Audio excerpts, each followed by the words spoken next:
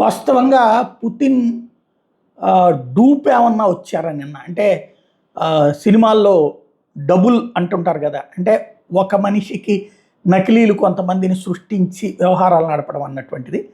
అట్లాంటిది ఏదన్నా జరిగిందా? ట్రంప్ దగ్గరికి పుతిన్ డబుల్ ఏమన్నా వచ్చారా నిన్న? ఎందుకంటే ట్రంప్‌ది ఆ మధ్యన ఈ అనారోగ్యం కారణంగా ఎడమ చెయ్యి పని చేయట్లేదు అన్నటువంటిది టీవీల్లో వీటిట్లలో అంతర్జాతీయ మీడియా కూడా కథనాలు. నిన్న ఆయన చాలా క్యాజువల్‌గా ఉన్నారు. అట్లాగే హావభావాలు చూస్తే ఓవర్ యాక్టివ్‌గా ఉండడు. పుతిన్ ఎంతసేపటికి డిగ్నిఫైడ్‌గా ఏది ఒక దాన్నేమంటారు, రాముడు మంచి బాలుడు అన్నట్టుంటాడు. అట్లాంటిది నేను చాలా యాక్టివ్‌గా ఉంటూ వచ్చారు.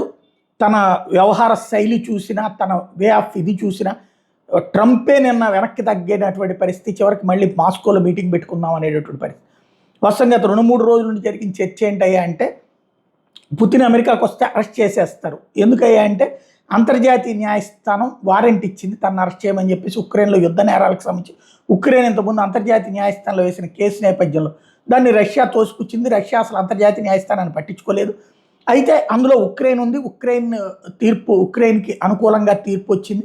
రష్యా అధ్యక్షుడిని అరెస్ట్ చేసి కోర్టులో హాజరుపరచమన్నట్టుంది. అమెరికా కీలక పాత్ర పోషిస్తుంది కాబట్టి అమెరికాకు వస్తున్న వాళ్ళు అరెస్ట్ చేస్తారంటే, అదే జరిగితే కనుక అణుబాంబులు వెంటనే వచ్చి అమెరికా మీద ఏంటి, యూరప్ దేశాలంటి మీద పడతాయి అన్నటువంటి చర్చ కూడా నడిచింది. అది పక్కన పెడితే నిన్న ట్రంప్ పుతిన్ మీటింగ్లో పుతిన్ హావభావాలు, పుతిన్ వ్యవహార శైలి చూస్తే ఒరిజినల్ పుతిన్ లాగా లేదు అన్నటువంటి వాదన చాలా పెద్ద ఎత్తున ప్రపంచవ్యాప్తంగా ట్రోల్ అవుతుంది, చర్చ జరుగుతోంది. పుతిన్ డూప్ వచ్చారా అక్కడికి అన్నటువంటి చర్చ అయితే నడుస్తోంది.